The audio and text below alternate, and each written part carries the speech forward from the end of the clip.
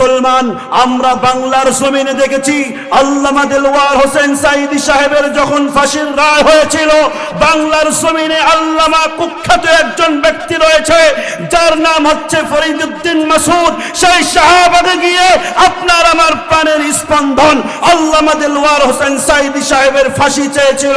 আমরা বাংলার জমিনে তার বিচার দেখতে চাই। কথা বলেন ঠিক কিনা?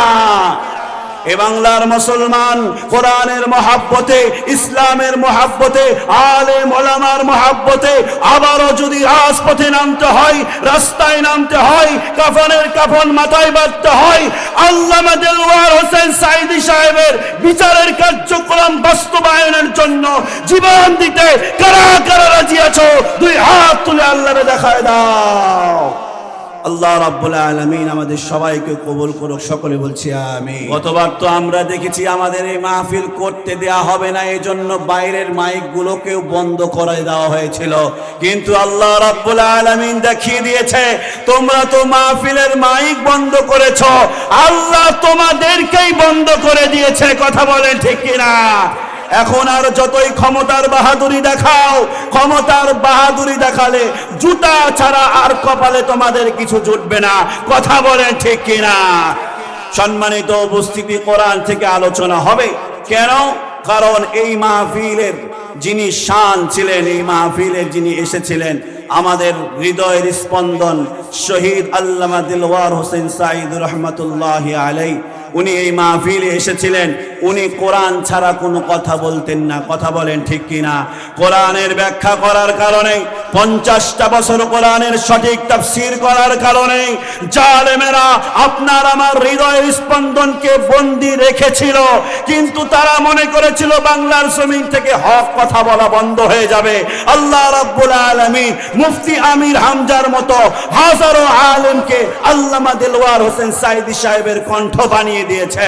কথা বলেন ঠিক কিনা?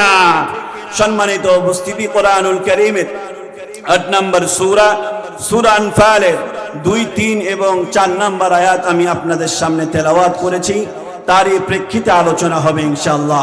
কোরআনুল কারীম আল্লাহ রাব্বুল আলামিনের কিতাব, এর মধ্যে কোনো সন্দেহ আছে?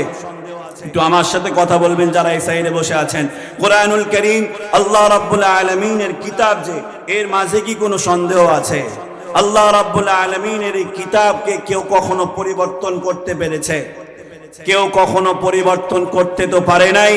আল্লাহ রাব্বুল আলামিন তাদেরকে চ্যালেঞ্জ করেছিল 1450 বছর আগে, যে তোমরা যদি পারো আমার কোরআনের মতো একটা কোরআন বানিয়ে দেখাও। আল্লাহ বলেছিলেন কখনো তোমরা এই কোরআনের মতো একটা কোরআন বানাতে পারবে না। আল্লাহ রাব্বুল আলামিন চ্যালেঞ্জ করেছিলেন।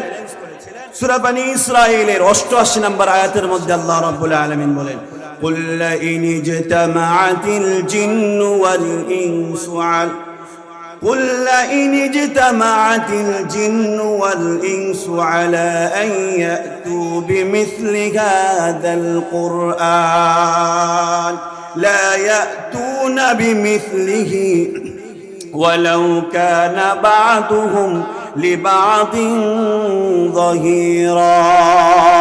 আল্লাহ রাব্বুল আলামিন তাদেরকে চ্যালেঞ্জ করে বললেন, তোমরা যদি পারো, কুল্লা ইনিজতামাতিল জিন্নু ওয়াল ইনস, তোমাদের পৃথিবীর মধ্যে যত মানুষ আছে, যত জিন আছে, সবাইকে একত্রিত করে যদি তোমরা চেষ্টা করো আমার এই কোরআনের মতো কোরআন বানাবে। আল্লাহ রাব্বুল আলামিন ডাক দিয়ে বলে, আমি চ্যালেঞ্জ করলাম তোমরা আমার কোরআনের মতো একটা কোরআন বানাতে পারবে না। আল্লাহ রাব্বুল আলামিন চ্যালেঞ্জ করার পরে বলেন, আমি তো চ্যালেঞ্জ করলাম এই কোরআনের মতো একটা কোরআন তোমরা বানায় দেখাও। আল্লাহ রাব্বুল আলামিন চ্যালেঞ্জ করার পরে দ্বিতীয় চ্যালেঞ্জ করে। আল্লাহ রাব্বুল আলামিন বলেন, হ্যাঁ হ্যাঁ আমি বুঝতে পেরেছি তোমরা এই কোরআনের মতো একটা কোরআন বানাতে পারবে না। দ্বিতীয় চ্যালেঞ্জ আমি তোমাদের জন্য সহজ করে দিলাম। এই কোরআনের মতো একটা কোরআন নয়, এই কোরআনুল কারীম থেকে 10টা সূরার মতো তোমরা যদি পারো 10টা সূরা বানায় দেখাও।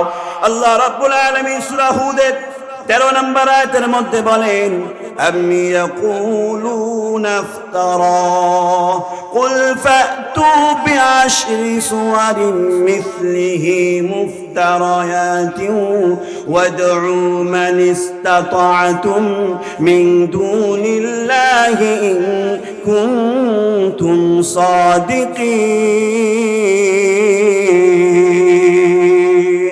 আল্লাহ রাব্বুল আলামিন ঘোষণা করলেন, না না না, এ কোরআনের মতো কোরআন নয়, তবে কোরআনের মতো 10টা যদি সূরা পারো সেটা বানায় দেখাও। আল্লাহ রাব্বুল আলামিন বললেন, আমি তো প্রথমে ঘোষণা করেছিলাম মানুষ এবং জিন তোমরা একত্রিত হয়ে কোরআনের মতো কোরআন বানায় দেখাও। আল্লাহ রাব্বুল আলামিন পরে দ্বিতীয় চ্যালেঞ্জ করলেন, সহজ করে দিলেন। আল্লাহ রাব্বুল আলামিন বললেন, এ কোরআনের মতো কোরআন নয়, এ কোরআনুল কারীম থেকে 10টা সূরার মতো সূরা বানায় দেখাও। এই 10টা সূরার মতো সূরা বানাইতে গিয়া তোমরা আমি আল্লাহ ছাড়া পৃথিবীর বুকে যত মাখলুকাত আছে, মানুষ এবং জিন সহ যত মাখলুকাত আছে, আমি ছাড়া সবাই মিলেও যদি তোমরা আমার এই কোরআনের মতো কোরআন থেকে 10টা সূরা বানায় দেখাইতে পারো। আল্লাহ বললেন, পারবে না, পারবে না। এই কোরআনুল কারীমের থেকে 10টা সূরাও তোমরা কখনো বানাতে পারবে না। আল্লাহ রাব্বুল আলামিন সূরা বাকারার 23 নম্বর আয়াতের মধ্যে আরো সহজ করে দিলেন। আল্লাহ রাব্বুল আলামিন ঘোষণা দিয়ে বললেন, বুঝতে পেরেছি তোমরা কোরআনুল কারীমের থেকে 10টা সূরাও তোমরা বানাতে পারবে না। আল্লাহ রাব্বুল আলামিন ঘোষণা করলেন, ওয়া ইন কুনতুম ফি রাইবিম মিম্মা নাযালনা আলা আবদিনা ফাতু বিসূরাতিন মিসলি ওয়াদউ শুহাদাআকুম মিন দুনিল্লাহি ইন কুনতুম সাদিকিন। আল্লাহ রাব্বুল আলামিন ঘোষণা করলেন, বুঝতে পেরেছি তোমরা কোরআনুল কারীমের থেকে 10টা সূরার মতো সূরা বানাতে পারবে না। আমি আল্লাহ আরো সহজ করে দিলাম। পৃথিবীর বুকে আমি আল্লাহ ছাড়া যত মাখলুকাত রয়েছে সবাই মিলে যদি তোমরা একত্রিত হয়ে যাও, আমার কোরআনুল কারীমের ছোট্ট একটা সূরার মতো তোমরা সূরা বানাতে পারবে না। আল্লাহ রাব্বুল আলামিনের সেই 1450 বছর আগের চ্যালেঞ্জকে পৃথিবীর বুকে কোনো জালেম নয়, পৃথিবীর বুকের কোনো বুদ্ধিজীবীও এমন কোরআনের একটা আয়াত বানাই দেখাইতে পারে নাই। বলুন না সুবহানাল্লাহ। সম্মানিত উপস্থিতি, সেই কোরআনুল কারীমের 8 নম্বর সূরা, সূরা আনফাল থেকে আমি আয়াত তেলাওয়াত করেছি। আপনাদের সবার মনোযোগ আছে তো ইনশাআল্লাহ? আল্লাহ রাব্বুল আলামিন এই আয়াতের মধ্যে মুমিন ইমানদার বান্দাদের 3টি পুরস্কারের কথা বলেছেন। কয়টা? আমি আগে 3টা পুরস্কারের কথা বলি, এরপরে বিস্তারিত আলোচনার মধ্যে ঢুকব। আল্লাহ রাব্বুল আলামিন বলেন, উলাইকা হুমুল মুমিনুনা হাক্কা লাহুম দারাজাতুন ইনদা রাব্বিহিম ওয়া মাগফিরাতু ওয়া রিজকুন কারীম।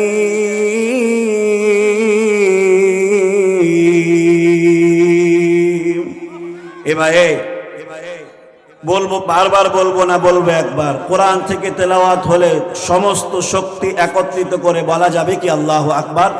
নাকি এখনো আল্লাহু আকবার বলতে ভয় আছে? এখনো কি আল্লাহু আকবারের স্লোগান দিতে ভয় আছে মুসলমান? আল্লাহর জমিন থেকে যারা বলেছিল আল্লাহু আকবারের স্লোগানকে মিছিয়ে দিবে, যারা বলেছিল এই স্লোগান দলীয় স্লোগান, বাংলার জমিনে আল্লাহু আকবারের স্লোগান দেয়া যাবে না, আল্লাহ তাদেরকেই দেশ ছাড়া করে বিতাড়িত করেছে। কথা বলেন ঠিক কিনা? এই বাংলার জমিনে আল্লাহু আকবারের স্লোগানে সূর্য ওঠে, বাংলার জমিনে আল্লাহু আকবারের স্লোগানে সূর্য ডোবে। এই বাংলার জমিনে প্রত্যেকটা মুমিন ইমানদারের কলবে কলবে আল্লাহু আকবারের ধ্বনির মহব্বত রয়েছে। অতএব যারা এই বাংলার জমিন থেকে আল্লাহু আকবারের স্লোগানকে মুছিয়ে দিতে চেয়েছিল, আজকে তারাই একদম নিশ্চিহ্ন হয়ে গিয়েছে। কথা বলেন ঠিক কিনা? তো কোরআন থেকে তেলাওয়াত হলে আল্লাহু আকবার বলা যাবে তো মুসলমান? একটু আওয়াজ দিয়ে বলেন, পারবেন তো ইনশাআল্লাহ? আল্লাহ রাব্বুল আলামিন বলেন, উলাইকা হুমুল মুমিনুনা হাক্কা লাহুম দারাজাতুন ইনদা রাব্বিহিম আল্লাহ রাব্বুল আলামিন বলে আমি মুমিন ইমানদার বান্দাদেরকে তিনটা পুরস্কার দান করব। কয়টা? যাই কয়টা? আল্লাহ রাব্বুল আলামিন বলেন উলাইকা হুমুল মুমিনুনা হাক্কা লাহুম দারাজাতুন ইনদা রাব্বিহিম। আল্লাহ রাব্বুল আলামিন বলে এক নাম্বার আমি পুরস্কার দান করব লাহুম দারাজাতুন ইনদা রাব্বিহিম। আমি আল্লাহ রাব্বুল আলামিন মুমিন ইমানদার বান্দাদেরকে এমন একটা সিংহাসন দান করব যে সিংহাসন কিয়ামতের মাঠে যখন সমস্ত মানুষগুলো ইয়া নাফসি বলে কাঁদবে, গুনার কারণে কিছু মানুষ এক গলা পর্যন্ত ঘামের মধ্যে পুজের মধ্যে হাবুডুবু খাবে, কিছু মানুষ এক কোমর ঘাম পর্যন্ত হাবুডুবু খাবে। আল্লাহ রাব্বুল আলামিন বলেন ওই বিপদের দিনই আমি আল্লাহ রাব্বুল আলামিন আমার পাশে তাদেরকে রাজকীয় সিংহাসন দান করব। বলুন না সুবহানাল্লাহ। আল্লাহ রাব্বুল আলামিন বলেন উলাইকা হুমুল মুমিনুনা হাক্কা লাহুম দারাজাতুন ইনদা রাব্বিহিম। এক নাম্বার পুরস্কার যে আমি আল্লাহ রাব্বুল আলামিন তাদেরকে একটা বড় সিংহাসন দান করব। বলুন না সুবহানাল্লাহ। এরপর আল্লাহ রাব্বুল আলামিন বলেন লাহুম মাগফিরাতু, বান্দাকে আমি আল্লাহ রাব্বুল আলামিন তার জানা অজানা যত গুনাহ আছে সব গুনাহগুলোকে ক্ষমা করে দেব। আল্লাহ রাব্বুল আলামিন বলেন জানা অজানা গুনাহ মানে তাফসীরকারগণ ব্যাখ্যা করেছেন মুমিন ইমানদার বান্দাদের আমাদের বৈশিষ্ট্য এমন যে গুনাহগুলো সম্পর্কে আমরা জানি সেগুলোর জন্যই আল্লাহর কাছে তওবা করে মাপ চাই, কিন্তু না জেনে অনেক গুনাহ করতে করতে সগীরা গুনাহগুলো না জেনে করতে করতে গুনাহ পাহাড় হয়ে গিয়েছে। আপনার আমার সেই বিষয়ে চিন্তা নাই। আল্লাহ রাব্বুল আলামিন বলে আমি বান্দার জানা অজানা সব গুনাহগুলোকে মাফ করে দেব। আল্লাহ রাব্বুল আলামিন বলে তিন নাম্বার লাহুম দারাজাতুন ইনদা রাব্বিহিম ওয়া মাগফিরাতু ওয়া রিজকুন কারীম।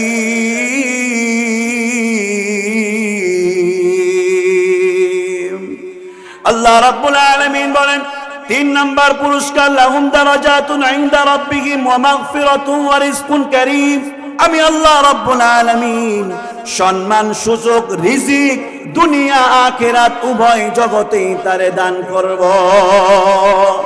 আল্লাহ রাব্বুল আলামিন এই জায়গায় বলেছেন লাহুম দারাজাতুন ইনদা রাব্বিহিম ওয়া মাগফিরাতু ওয়া রিজকুন কারীম। সম্মান সূচক রিজিক আমি আল্লাহ তারে দান করব। রিজিক বলতে তাফসীরকারগণ ব্যাখ্যা করেছেন অনেক রিজিক হতে পারে, তার মধ্যে একটা এরকম যে আল্লাহ রাব্বুল আলামিন সম্মান সুযোগ রিজিক বলেছেন। তার মানে পৃথিবীর বুকে দেখবেন কিছু মানুষ এইরকম আছে যাদের বড় কোনো পদ নাই, যারা কোনো ক্ষমতাবান লোকও নয়, যারা এমপি নয়, মন্ত্রী নয়, কিন্তু তাদের মহাব্বত আল্লাহ রাব্বুল আলামিন মানুষের কলবে কলবে ঢেলে দিয়েছেন। এটার মানে এটাই যে আল্লাহ রাব্বুল আলামিন তাদেরকে রিজকুন কারীম সম্মান দান করেছে। বলুন না সুবহানাল্লাহ।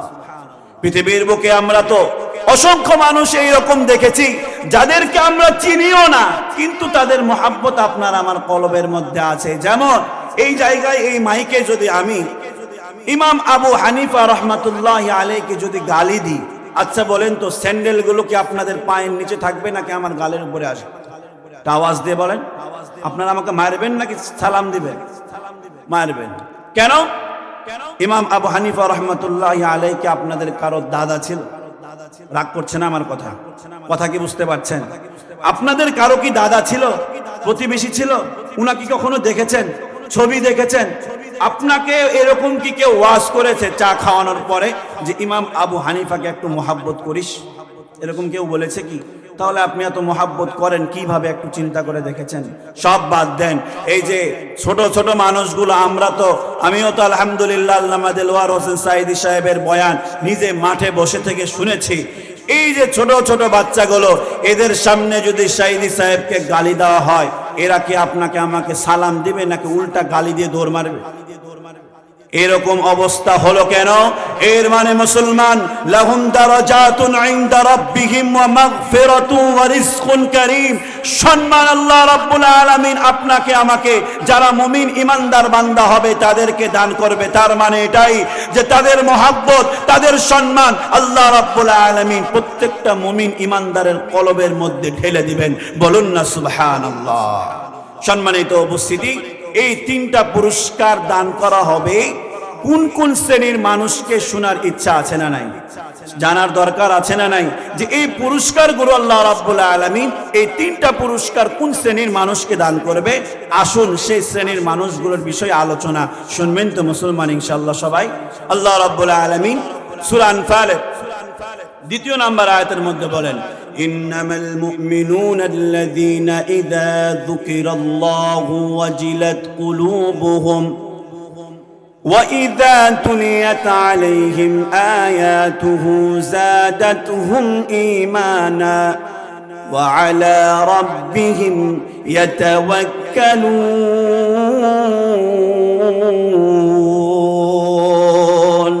আল্লাহ রাব্বুল আলামিন বলেন, ইন্নামাল মুমিনুনা আল্লাযীনা ইযা যুকিরাল্লাহ,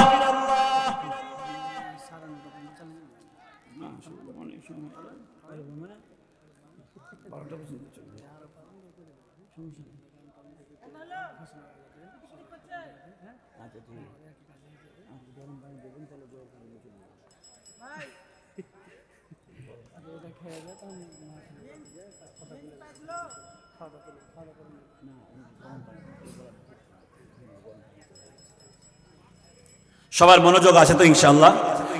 আবারও আপনাদের সবাইকে জানিয়ে দিতে চাই যে আমাদের আজকে ইনশাআল্লাহ আবারও বলছি ইনশাআল্লাহ, কারণ আল্লাহ যদি চাই সব কিছুই হয়, আল্লাহ না চাইলে কোনো কিছু সম্ভব নয়। এজন্য ইনশাআল্লাহ বলা সব সময় প্রয়োজন। কথা বলেন ঠিক কিনা? আজকে আমির হামজা সাহেব আসবে, সবাই বলুন না ইনশাআল্লাহ। অতএব ওই মক্কার হাজি হজ পায় না, এরকম একটা মুরব্বীদের কথা আছে না, যে মক্কার হাজিগণ হজ পায় না। এলাকার মানুষজন মনে করছে যে যাবো একটু পরে যায়, এখন তো এই ছুটকা ফুটকা বক্তাগুলোই বক্তব্য দিচ্ছে, এরকম মানুষ কিন্তু আছে। কিন্তু আমি কি কোরআনের বাইরে কথা বলছি? আওয়াজ দিয়ে বলেন, কোরআনের বাইরে কথা বলছি? আপনার আমার মোহাব্বতের মানুষ আল্লামা দেলওয়ার হোসেন সাঈদী সাহেব যে কোরআন থেকে কথা বলেছে, পয়গম্বর মুহাম্মদুর রাসূলুল্লাহ যে কালাম থেকে কথা বলেছে, আজকে আমাদের প্রধান আকর্ষণ মুফতি আমির হামজা সাহেব দামাত বারকাতুহুম সেই কোরআন থেকেই কথা বলবে। কথা বলেন ঠিক কিনা? তবে মুসলমান, তিতা হলেও সত্য, কোন মানুষ যদি শুধুমাত্র কেবলমাত্র শুধু আমির হামজা সাহেবকে দেখতেই আসে, তার দেখতে আসার মধ্যে কিঞ্চিত পরিমাণও সওয়াব নাই। কথা বলেন ঠিক কিনা? হতে হবে মোহাব্বত, হতে হবে আলোচনা শোনার আকর্ষণ। কিসের জন্য? আওয়াজ দিয়ে বলেন কিসের জন্য? তো আজকে ইনশাআল্লাহ বললাম কিসের জন্য? যে আল্লাহ রাব্বুল আলামিন যত কার্যক্রম বান্দার হিসাবে যত আয়োজন করার প্রয়োজন, যত চেষ্টা করার প্রয়োজন, আমার বড় ভাই, আমার মাথার তাজ, আপনারা এলাকায় একজনকে আপনারা হয়তো মুরব্বীরা অনেক চিনবেন, আপনাদের এলাকায় ছিল হাফেজ মাওলানা ফিরোজ আহমদ সাহেব, মরহুম, ইন্তেকাল করেছেন। উনি আমার বড় ভাই। উনি ইন্তেকালের পরে এখন বড় ভাই হিসেবে আমার মুহাব্বতের মানুষ কলিমুদ্দিন সাহেব ভূমিকা রাখছেন, কারণ আমার অভিভাবক ছিলেন উনি। উনি ইন্তেকালের পরে এখন আমার বড় ভাই আছে। উনি যত চেষ্টা, সব চেষ্টাই করেছেন। ইনশাআল্লাহ আমির হামজা সাহেব আসবে। শেষ পর্যন্ত বসে থেকে আলোচনা শুনে যাব, এমন মন মানসিকতা আমাদের সবার আছে তো ইনশাআল্লাহ? আমার আলোচনা শুনতে খারাপ লাগছে কার কার একটু হাত তুলে দেখান তো দেখি। কোরআন থেকেই তো আলোচনা চলছে, বিরক্ত হচ্ছেন নাকি আপনারা? আল্লাহ রাব্বুল আলামিন বলেন, ইন্নামাল মুমিনুনা আল্লাযীনা ইযা যুকিরাল্লাহু ওয়াজিলাত কুলুবুহুম ওয়া ইযা তুলিয়াত আলাইহিম আয়াতুহু যাদাতুহুম ঈমানা ওয়া আলা রাব্বিহিম ইয়াতাওয়াক্কালুন। আল্লাহ রাব্বুল আলামিন বলেন, নিশ্চয় প্রকৃত মুমিন ঈমানদার তারাই। ইন্নামাল মুমিনুনা আল্লাযীনা ইযা যুকিরাল্লাহ ওয়াজিলাত কুলুবুহুম। আল্লাহ রাব্বুল আলামিন বলে প্রকৃত ঈমানদার তারা যাদের অবস্থা এরকম হবে, ইন্নামাল মুমিনুনা আল্লাযীনা ইযা যুকিরাল্লাহ ওয়াজিলাত কুলুবুহুম। মুমিন ঈমানদার বান্দার বৈশিষ্ট্য এক নাম্বার, যখন তাদের সামনে আল্লাহর নাম উচ্চারণ করা হয়, আল্লাহর জিকির করা হয়, আল্লাহর প্রশংসা করা হয়, মাহফিল করা হয়, তাদের অবস্থা এরকম হয়ে যায় যে আল্লাহর কথা শুনে তাদের কলবটা, তাদের অন্তরটা থরথর করে কাঁপতে আরম্ভ করে। বলুন না সুবহানাল্লাহ। আল্লাহ রাব্বুল আলামিন বলেন এক নাম্বার গুণ মুমিন ঈমানদার বান্দার যে তাদের অবস্থায় হবে এরকম যে আল্লাহ রাব্বুল আলামিনের কথা শুনেছে, শোনা মাত্রই তাদের কলবটা থরথর করে কাঁপতে আরম্ভ করবে। মুসলমান দুই রকম ইফেক্ট থাকতে পারে। কিছু মানুষের কলব আল্লাহ রাব্বুল আলামিনের ভয়ে আল্লাহর নাম শুনলে কাঁপতে আরম্ভ করে, আর কিছু মানুষের আল্লাহর নাম শুনলে শরীরে জ্বালা পোড়া শুরু হয়ে যায়। কথা বলেন ঠিক কিনা? আমরা শুনেছি, বলা ঠিক হবে কি জানি না, আমাদের এই মাহফিলকে বন্ধ করার জন্য কিছু মানুষ ষড়যন্ত্র করেছে। কথা বলেন ঠিক কিনা? তারা কি আদৌ মুমিন নাকি টাটকা মুনাফিক? আওয়াজ দিয়ে শুনতে চাই, তারা কি মুমিন নাকি মুনাফিক? তার মানে এটাই, ইন্নামাল মুমিনুনা আল্লাযীনা ইযা যুকিরাল্লাহ ওয়াজিলাত কুলুবুহুম। আল্লাহ বলছে যে মুমিন ঈমানদার বান্দার বৈশিষ্ট্য যে আল্লাহর নাম উচ্চারিত হলে তাদের কলবটা থরথর করে কাঁপতে আরম্ভ করে, আর আবু জেহেলের যারা পেতাত্তা তাদের কলবের মধ্যে জ্বালা পোড়া শুরু হয়ে যায়। কথা বলেন ঠিক কিনা? যখন রাসূল করিম সাল্লাল্লাহু আলাইহি ওয়াসাল্লাম ইসলামের আওয়াজ প্রত্যেকটা মানুষের কানে কানে পৌঁছাতে আরম্ভ করেছিল, আবু জেহেলের মাথা ঠিক ছিল না। আবু জেহেল আপনার আমার পয়গম্বরের বিরোধিতা করেছে। কথা বলেন ঠিক কিনা? আল্লাহ রাব্বুল আলামিন বলেন ইন্নামাল মুমিনুনা আল্লাযীনা ইযা যুকিরাল্লাহ ওয়াজিলাত কুলুবুহুম। মুমিন ঈমানদার বান্দা হবে এইরকম যে আল্লাহর নাম শুনলে তাদের কলব ঠিক থাকবে না। এটা তো এক ধরনের মানুষের কথা বললাম যারা সরাসরি কোরআনের বিরোধিতা করে, কিন্তু সমাজে কিছু মানুষ আছে এইরকমও যারা সারা রাত্রি, আমির হামজা সাহেব বলেন, আরো যত বড় বড় আলেম ওলামা আছে, ওনাদের সারা রাত্রি জেগে বয়ান শুনে কিন্তু ফজরের নামাজের হোশ থাকে না। এমন মুসল্লি, এমন মুমিন ঈমানদার বোধহয় গমস্তাপুরে নাই। আছে না নাই? তার মানে এই মুসলমানগুলো কি আমরা আদৌ ভালোভাবে তাদেরকে মুসলমান বলতে পারবো? আল্লামা দেলোয়ার হোসেন সাঈদী সাহেবের নামাজ নিয়ে যদি আলোচনা শুনেন, আল্লামা দেলোয়ার হোসেন সাঈদী সাহেব তো এরকম বলেই দিয়েছে, যে ব্যক্তি নামাজ পড়ে না তার মধ্যে আর কাফেরের মধ্যে কোনো পার্থক্যই নাই। কথা বলেন ঠিক কিনা? কারণ মুমিন ঈমানদার বান্দার তো পার্থক্য আর চিনার বৈশিষ্ট্য তো এটাই যে সে নামাজি হবে। কথা বলেন ঠিক কিনা? আল্লাহ রাব্বুল আলামিন বলেন ইন্নামাল মুমিনুনা আল্লাযীনা ইযা যুকিরাল্লাহু ওয়াজিলাত কুলুবুহুম। আল্লাহ রাব্বুল আলামিনের যখন নাম উচ্চারিত হবে, মুয়াজ্জিন সাহেব যখন মসজিদে আযান দিবে, সে যতই কাজে ব্যস্ত থাকুক, যেই কাজ করুক না কেন, কাজ ফেলে রেখে আল্লাহর নাম শুনেছে, সে আর ঠিক থাকতে পারবে না, মসজিদের দিকে নামাজের জন্য রওনা হয়ে যাবে। কথা বলুন ঠিক কিনা? মুহাদ্দিসিনগণ বলেন মুমিন ঈমানদার বান্দা যদি এতটুকু গুণ অর্জন করতে পারে যে সে নামাজের সময় আল্লাহর নাম শুনে নামাজের দিকে এগিয়ে যায়, মুহাদ্দিসিনগণ, মুফাসসিরিনগণ ব্যাখ্যা করেছেন, কোন ব্যক্তি যদি এই গুণটুকু যদি তার মধ্যে ধারণ করে, 5 ওয়াক্ত নামাজ পড়ে, এই নামাজ পড়ার পরে সে যদি তার কলবের মধ্যে এইরকম আকাঙ্ক্ষা, আশা জন্মায় যে হায়রে আমি গরিব, আমি ব্যবসায়িক, আমি ব্যস্ত মানুষ, এই জন্য মহল্লার ওই হাজী সাহেবের মতো সারাদিন কোরআন তেলাওয়াত করতে পারি না, সারাদিন তাসবিহ তাহলিল পাঠ করতে পারি না, আমার সম্পদ কম হওয়ার কারণে দান দক্ষিণা করতে পারি না, তবে যদি আল্লাহ আমারে দিত আমি অমুক ব্যক্তির মতো, উনার মতো দান করতাম। মুহাদ্দিসিনগণ বলেন এই আশা, এই আকাঙ্ক্ষা থাকার কারণে সে যাকে দেখে আশা করবে কিয়ামতের মাঠে আল্লাহ তার চাইতে বড় জান্নাত তারে দান করবে। বলুন না সুবহানাল্লাহ। আপনারা বোধহয় খুশি হননি? ঘটনা ওই হাদিসটা শুনে খুশি হয়েছেন তো? আমি আবারও বলছি, আবার আপনাদের কাছ থেকে সুবহানাল্লাহর আওয়াজ শুনতে চাই, মানে আপনারা খুশি হননি বোধহয়।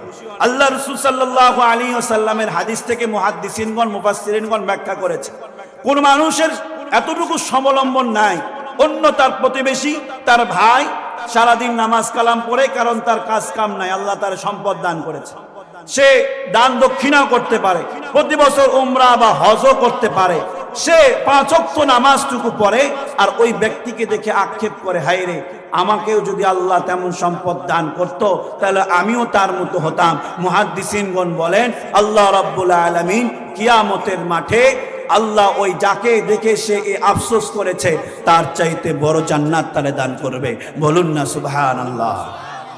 আব্দুল্লাহ ইবনুল মুবারক যুগ শ্রেষ্ঠ একজন ওলি ছিলেন, বড় আলেম ছিলেন, বড় একজন তাবিঈ, যিনি সাহাবায়ে কেরামদেরকে দেখেছেন। আব্দুল্লাহ ইবনুল মুবারক আল্লাহ রাব্বুল আলামিন যেমন ইলম দান করেছিলেন তেমন সম্পদ দান করেছিলেন। আল্লাহ রাব্বুল আলামিন আব্দুল্লাহ ইবনুল মুবারককে এত সম্পদ দান করেছিলেন যে আব্দুল্লাহ অতিরিক্ত সময়গুলোতে নামাজ কালাম তাসবিহ তাহলিল করে সময় কাটায় দিতেন। আব্দুল্লাহ ইবনুল মুবারক রাহমাতুল্লাহি আলাইহি উনি ইন্তেকাল করেছেন। ওই সময় আরেকজন বড় ওলি স্বপ্নের মধ্যে দেখে আব্দুল্লাহ জান্নাতের মধ্যে ঘুরে বেড়ায়। বলুন না সুবহানাল্লাহ। স্বপ্নের মধ্যে আব্দুল্লাহ ইবনুল মুবারককে তার বন্ধু ডাক দিয়ে বলে, বন্ধু, আল্লাহ রাব্বুল আলামিন তো তোমাকে জান্নাত দান করেছে, তুমি কি তাতে খুশি হয়েছো না হও না? আব্দুল্লাহ ইবনুল মুবারক তার বন্ধুরে ডাক দিয়ে বলে, বন্ধু, আল্লাহ রাব্বুল আলামিন আমারে জান্নাত দান করেছে, জান্নাত পাওয়ার পরে তো আমি খুশি হয়েছি, তবে আমার মধ্যে একটা আক্ষেপ জন্মে গিয়েছে। আমার বাড়ির সামনে একজন কামারের বাড়ি ছিল, যে সারাদিন দা কুড়াল বানাইতো, তেমন নামাজ কালাম পড়তো না, শুধু 5 ওয়াক্ত নামাজটুকুই পড়তো, তাসবিহ তাহলিল তেমন করতো না। আমি মরার পরে দেখি আমার আব্দুল্লাহ আমার চাইতেও বড় জান্নাত ওই কামারকে আল্লাহ দান করেছে। বলবেন না সুবহানাল্লাহ। এবার আব্দুল্লাহ ইবনুল মুবারকের বন্ধু আশ্চর্য হয়ে ঘুম ভেঙে গেল। সকাল বেলা ওই কামারের স্ত্রীর বাড়ির দিকে রওনা করেছে। কামারের স্ত্রীরে ডাক দিয়ে বলে, রে বোন, রাত্রে বেলা আমি এক আশ্চর্য স্বপ্ন দেখেছি, তোমার স্বামী নাকি আব্দুল্লাহ ইবনুল মুবারকের চাইতে বড় জান্নাত পেয়েছে। কামারের স্ত্রীর আব্দুল্লাহর বন্ধু ডাক দিয়ে বলে, ও কামারের স্ত্রী, কি এমন আমল তোমার স্বামী করত যে আমলের কারণে আব্দুল্লাহ ইবনুল মুবারকের চাইতে বড় জান্নাত তোমার স্বামী পেয়ে গেল?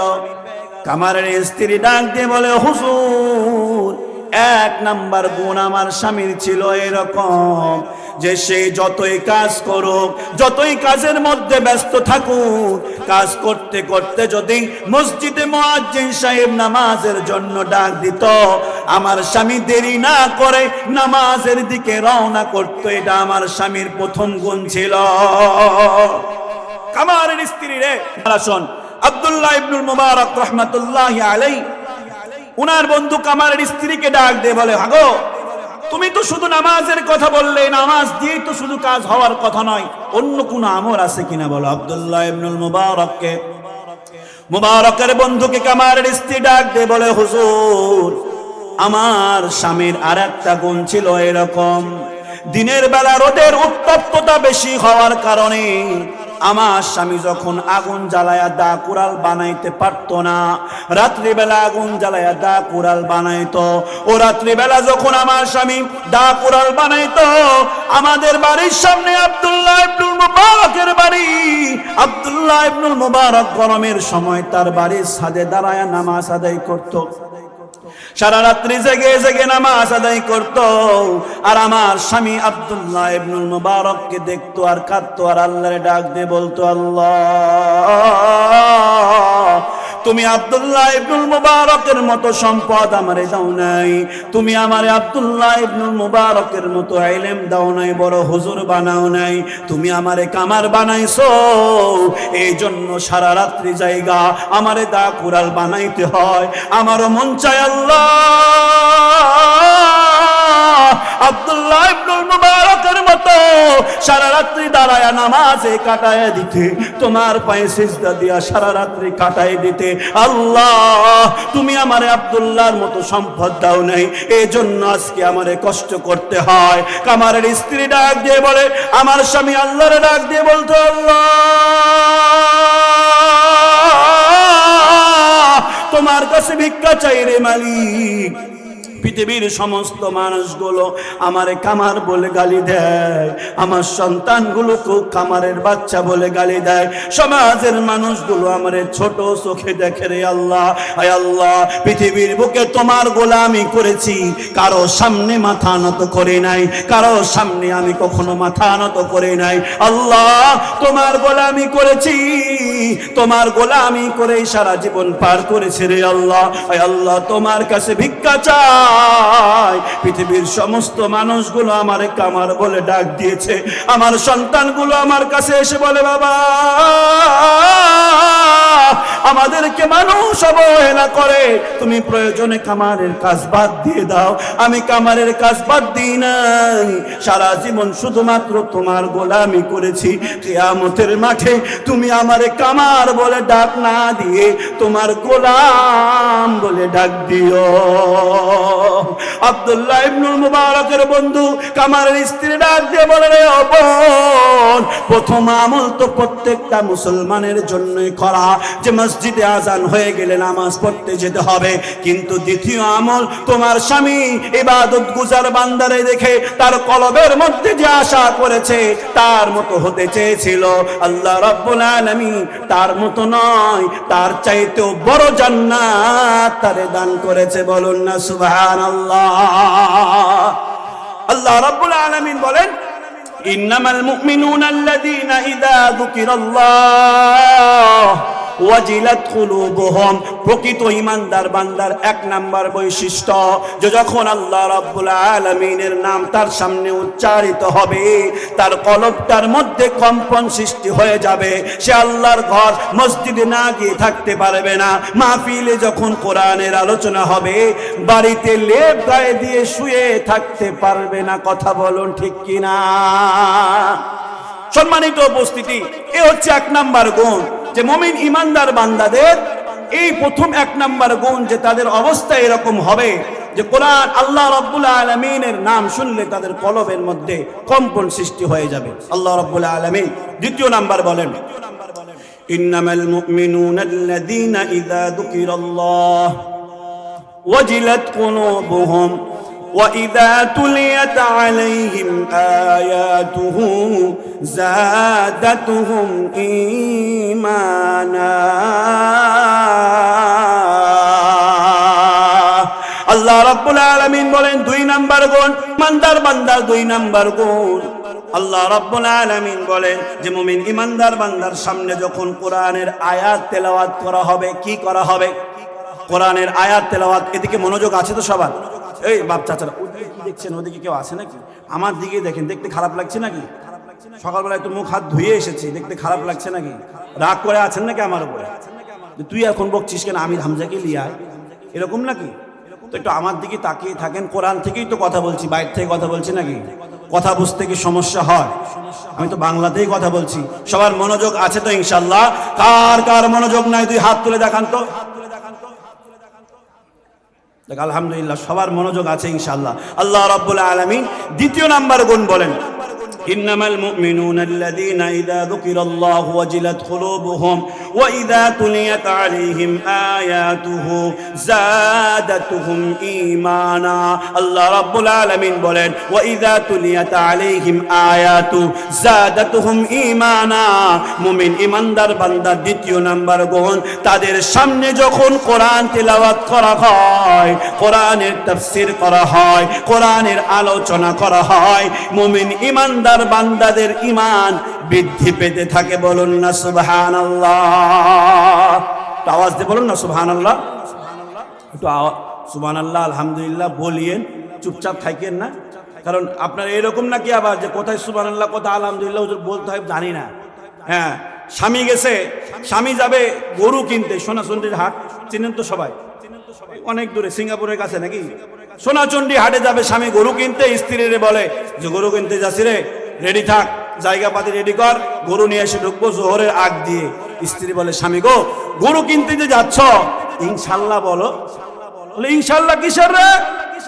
টাকা আছে, সোনাচন্ডী হাটের লোকজন আছে, গরু রেডি করা আছে, যাব গরু দেখবো, টাকা দিব, গরু নিয়ে চলে আসবো।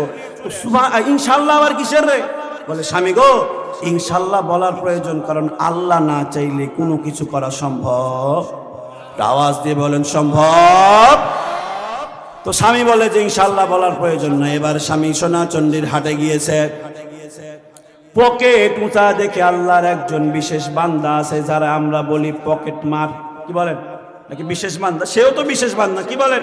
সেও যখন চুরি করতে যায়, সকালবেলা যখন বাড়ির থেকে বের হয়, সেও যখন চুরি করতে যাওয়ার জন্য নিয়াত করে, দোয়া করে কার কাছে? একটু আওয়াজ দিয়ে বলেন কার কাছে? আল্লাহ রাব্বুল আলামিনের কাছে দোয়া করে, বলে, আল্লাহ আজকে একটা মালদার মিলায় দিও, চুরি করতে গিয়ে যেন ধরা না পড়ে যায়। কথা বলেন ঠিক কি না? তো এবার আল্লাহর বিশেষ বান্দা ওই পকেট মার, আল্লাহর ওই আরেকজন বিশেষ বান্দা যে ইনশাল্লাহ বলবে না, তার পকেট পুষা দেখে সুন্দরভাবে আস্তে করে কাম সেরে ফেলেছে। সে বুঝতে পারে নাই যে তার পিছন দিক খালি হয়ে গিয়েছে। গরুর দাম দর করার পরে এবার যখন গরুর টাকা দিতে যাবে, পকেটে হাত দিয়ে দেখে টাকা নাই, পকেটে হাত দিয়ে টাকা নাই।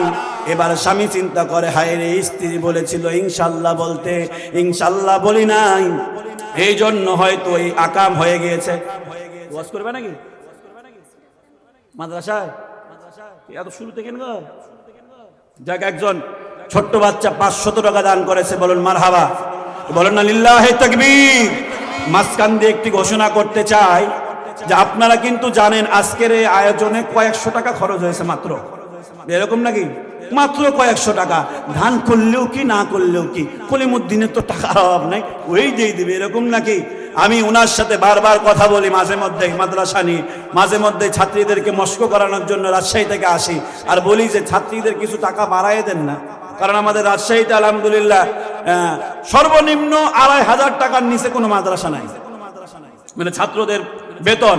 আর মহিলা মাদ্রাসা তো 5000-এর নিচে নাই, কারণ মহিলাদেরকে বের করা যায় না কালেকশনের জন্য, তাদের ফ্যাসিলিটিস বেশি লাগে, তাদেরকে পর্দার মধ্যে থাকানো লাগে, তাদের আয়োজনটা বেশি। 5000-এর নিচে কারো কাছ থেকে নেওয়া হয় না। ওনার সাথে বারবার কথা বলি যে টাকা কিছু বাড়ায় দেন, উনি বলে এইরকম ওনার যুক্তি। আল্লাহর উপরে তাওয়াক্কুল কেমন দেখেন ওনার কথা, যে আমি তো 5000 বা 2500 টাকা ধার্য করতে পারবো, কিন্তু এই ধার্য করার কারণে আল্লাহ রাব্বুল আলামিনের তহবিল থেকে ফান্ড আসা আমার জন্য বন্ধ হয়ে যাবে। বলুন না সুবহানাল্লাহ। তার বক্তব্য এরকম, আমি তো ছাত্রীর কাছ থেকে নেওয়া যখন শুরু করব, আমি যখন ছাত্রীদের পকেটের দিকে, ছাত্রীর মা বাবার পকেটের দিকে তাকায় থাকবো, তখন আল্লাহর নেক নজর আমার উপর থেকে উঠে যাবে। আজকের এই আয়োজনটাও আল্লাহ রাব্বুল আলামিনের উপর তাওয়াক্কুল করে করেছে মুসলমান। আল্লাহ রাব্বুল আলামিন কিয়ামতের মাঠে ডাক দিয়ে বলবে, বান্দা আমি তোমার কাছে হাত পেতেছিলাম, আমার সহযোগিতা করনি কেন? আপনার আমার মতো সলিমউদ্দিন কলিমউদ্দিন বলবে, কখন গো, কখন আল্লাহ হাত পেতেছিলেন আপনি? কখন আবার চেয়েছিলেন? কখনো তো চাননি আপনি, কখন আবার এসেছিলেন আমার বাড়িতে? আল্লাহ রাব্বুল আলামিন বলবে, কোরআনের মাহফিল হয়েছিল, সেই জায়গায় তুই সহযোগিতা করস নাই, মনে করেছিলি দলীয় ভাবে, দলীয় একটা সমাবেশ হচ্ছে ভোট চাওয়ার জন্য। কথা বলেন, বুঝতে পারেননি আমার কথা? এরকম মানুষ নাই সমাজের মধ্যে? আরে আমাদের চাঁপাইনবাবগঞ্জের মধ্যেই বলা শুরু হয়ে গেছে এক দলের মাথা খারাপ। রাগ করছেন নাকি? কেউ গায়ে মাখিয়ে নিয়েন না, আমি কোনো দলের পক্ষ নিয়ে কথা বলছি না, তবে সঠিক কথার বলার দায়িত্ব আল্লাহ আমাদের মুসলমানদেরকে দিয়েছে। কথা বলেন ঠিক কিনা? আল্লাহ রাব্বুল আলামিন কালামে হাকিমের মধ্যে বলেছেন, কুনতুম খায়রা উম্মাতিন উখরিজাত লিন-নাস তা'মুরুনা বিল মারুফ নাহিয়া আনিল মুনকার। আপনার আমার সম্মান বৃদ্ধি হয়েছে এই জন্য আল্লাহ রাব্বুল আলামিন বলে, তোদের সম্মান আমি আল্লাহ বাড়াইছি এই জন্য যে তোরা হক কথা বলবি, সৎ কাজের আদেশ করবি, অসৎ কাজে নিষেধ করবি। কথা বলেন ঠিক কিনা? এই সত্য কথা বলার দায়িত্ব কে দিয়েছেন? আওয়াজ দিয়ে বলেন কে দিয়েছেন? তো আপনি মনে করেন কোরআনের মাহফিল হলেই দলীয় সমাবেশ, তার মানে আপনার ব্রেনের মধ্যে তাদের মতো পচন ধরেছে। কথা বলেন ঠিক কিনা? এই অল্প সময়ের মধ্যে ক্যান্সারের রোগীর যদি ওই ক্যান্সার জায়গা যদি কেটে না ফেলা হয়, গোটা শরীরে ক্যান্সার যেমন ছড়ায় পড়ে, সাবধান হয়ে যান। এখনো যদি সংশোধন না হন, বাংলার জনগণ জুতা পিটা করে দেশ থেকে বিদায় করবে। কথা বলেন ঠিক কিনা? মুসলমান কোরআনের পক্ষে সারা জীবন থাকতে পারবো তো ইনশাআল্লাহ? আওয়াজ দিয়ে বলেন, থাকতে পারবো তো ইনশাআল্লাহ? কোথায় ছিলাম? ওই চাচার দিকে, যে পকেট চুরি হয়ে গেছে। বউ বলেছিল, হায় রে, বউ তো আমার ইনশাআল্লাহ বলার জন্য বলেছিল, ইনশাআল্লাহ বলি নাই। এবার চাচা ডাক দিয়ে বলে, আরে হাটের মানুষ শোনো, আমার পকেট চুরি হয়ে গিয়েছে, আমার টাকা চুরি হয়ে গিয়েছে, ইনশাআল্লাহ। কথা বলেন, এই কথা ঠিক নাকি বেঠিক? ঠিক হয়েছে বাঙালি, হুসুঙে বাঙালি, কথা ঠিক নাকি বেঠিক? হুসুঙে বাঙালি হওয়ার কারণেই তো 16 বছর আগে হুসুঙে দিতে দিতে আমন দিয়েছিলেন যে 16 বছর আগে নৌকাকে ডুবিয়ে দিয়েছিলেন। কথা বলেন ঠিক কিনা? আমরাই তো ডুবিয়েছিলাম, রাগ করছেন? আমরাই তো 16 বছর আগে নৌকাকে দিতে দিতে এমন দিয়েছিলাম যে নৌকা ডুবে গিয়েছিল। 16 বছর পানিতে হাবুডুবু খাওয়া লেগেছে। মুসলমান এটার হকদার আপনি আমি ছিলাম। কথা বলেন ঠিক কিনা? এবার আসুন, আল্লাহ রাব্বুল আলামিন বলেন, ওয়া ইযা তুলিয়াত আলাইহিম আয়াতু জাদাতুহুম ঈমানা ওয়া আলা রাব্বিহিম ইয়াতাওয়াক্কালুন। দ্বিতীয় নাম্বার গুণ, ওয়া ইযা তুলিয়াত আলাইহিম আয়াতু জাদাতুহুম ঈমানা। মুমিন ইমানদার বান্দার 2 নাম্বার গুণ হচ্ছে, যখন তাদের সামনে কোরআনের তেলাওয়াত করা হয়, মুমিন ইমানদার বান্দাদের ঈমান বৃদ্ধি পেতে থাকে। জোরে বলুন না সুবহানাল্লাহ। কোরআনের আলোচনা শুনলে তো মুমিন ইমানদার বান্দাদের ঈমান বৃদ্ধি পায়। এবং কোরআনের তেলাওয়াত শোনার জন্য ওই সময়ের আবু জেহেল, আবু লাহাব, উতবা, সাইবারাও রাসূলের ঘরের পাশে গিয়ে কান পেতে থাকতো। কথা বলেন ঠিক কিনা? আওয়াজ দিয়ে বলেন ঠিক কিনা? আবু জেহেল তার স্ত্রীরে ডাক দিয়ে বলে, ওগো স্ত্রী, ওগো আমার কলিজার টুকরা, রাত্রি গভীর হয়ে গেল, তুমি ঘুমায় পড়ো, আমি একটু বাইরে থেকে ঘুরে আসতে চাই। আবু জেহেলের স্ত্রী চালাক ছিল খুব। আবু জেহেলকে ডাক দিয়ে বলে, কোথায় যাবেন আপনি? বলে, আমার একটু কাজ আছে। বলে যে ঠিক আছে, আপনিও যান, আমারও কিন্তু কাজ আছে। এবার আবু জেহেল, আবু লাহাব, উতবা, সাইবা তারা সকালবেলা মিটিং করেছিল। হায় রে, কোরআনের তেলাওয়াত, মুহাম্মাদের কোরআনের তেলাওয়াত কেউ কিন্তু শুনতে যাবে না, সবাই একজন একজন করে গভীর রাত্রে বেলা মুহাম্মাদুর রাসূলুল্লাহ সাল্লাল্লাহু আলাইহি ওয়াসাল্লামের বাড়ির পাশে উপস্থিত। একে অপরের দিকে তাকায়া দেখে, যারা যারা সকালে বলেছিল কোরআনের তেলাওয়াত শুনবো না, দেখা যাচ্ছে ওই রাত্রি বেলা সবাই একসাথে উপস্থিত হয়ে গেছে। মুসলমান ওই সময় আবু জেহেল, আবু লাহাবরাও কোরআনের তেলাওয়াত শুনতে চাইতো। বর্তমান যুগে আবু লাহাব, আবু জেহেল, আবু লাহাব উত্তরসূরিরা, তাদের বেদাত্তারা তাদের চাইতেও নিকৃষ্ট। কোরআনের তেলাওয়াত তো নিজেরা শুনে না, কোরআনের তেলাওয়াত, কোরআনের মাহফিল যাতে করে না হয়, এই জন্য লিখিতভাবে থানায় অভিযোগ দিয়ে আসে। এমন ঘটনা বোধহয় গমস্তাপুরে কখনো ঘটে না। ঘুমিয়ে গেছেন নাকি? এখনো কি ভয় আছে? আমরা তো দেখেছি আবু জেহেল, আবু লাহাব, উতবা, সাইবারা, তাদের ইতিহাস পড়ে দেখেছি তারাও কোরআনের তেলাওয়াত শুনতে পছন্দ করত। কিন্তু বর্তমানে তাদের উত্তরসূরিরা তাদেরকেও হার মানিয়েছে।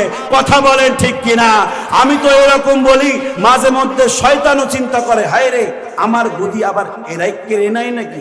কথা বলে, শয়তানও মাঝে মধ্যে চিন্তা করে, গদি আবার এক শয়তান তো হারাইছে, আমাকেও আবার না হারা লাগে।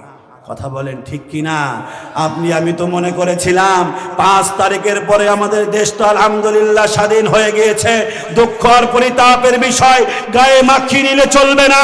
এই কোরআনের দেশে যারা মনে করবা এই দেশ কোরআনের দেশ, এই দেশ থেকে কোরআনকে বিতাড়িত করব, আলেম ওলামাকে বারবার ধর্ম ব্যবসায়ী বলবো, মনে রাখবা সামনে গতবার তাদের যে অবস্থা হয়েছিল তোমাদেরও সেই অবস্থা হওয়ার অপেক্ষায় আছে।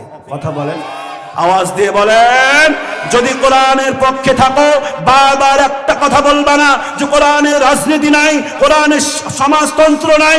আল্লাহর রাসূল সাল্লাল্লাহু আলাইহি ওয়াসাল্লাম রাষ্ট্রপতি ছিলেন। কথা বলেন ঠিক কিনা? তো তুমি কিভাবে, তোমরা নাকি হাদিস শরীফ পড়ো, বুখারী পড়ো। একজন তো বলেছিল যে সিয়াসিত্তার এমন কোনো কিতাব নাই যেটা আমার পড়া শেষ নাই, বলেছিল না? তো বলে কি বুঝতে পারো না যে আল্লাহ রাসূল সাল্লাল্লাহু আলাইহি ওয়াসাল্লাম রাষ্ট্রনায়ক ছিল?